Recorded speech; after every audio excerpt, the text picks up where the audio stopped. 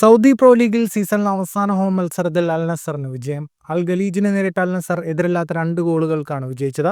Goal രഹിതമായിരുന്ന ആദ്യ പകുതിക്ക് ശേഷം മത്സരത്തിന്റെ രണ്ടാം പകുതിയിൽ 75-ാം മിനിറ്റിൽ ജോൺ ഡ്യൂറാനും സ്റ്റോപ്പേജ് ടൈമിൽ പെനാൽറ്റിയിലൂടെ ക്രിസ്ത്യാനോ റൊണാൾഡോയുമാണ് അൽ നസറിനായി ഗോളുകൾ നേടിയത്. റൊണാൾഡോയുടെ കരിയറിലെ 935-ാമത്തെ ഗോളാണിത്.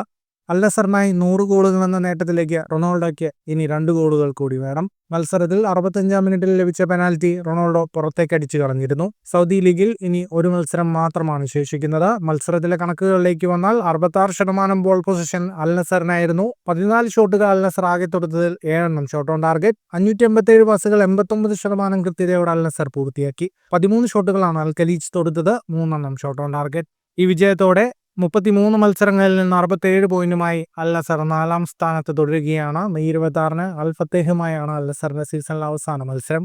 ഫുട്ബോൾ ലോകത്തെ കൂടുതൽ വാർത്തകൾക്കും വിശേഷങ്ങൾക്കുമായി സ്പോർട്സ് കഫേ സബ്സ്ക്രൈബ് ചെയ്യുക.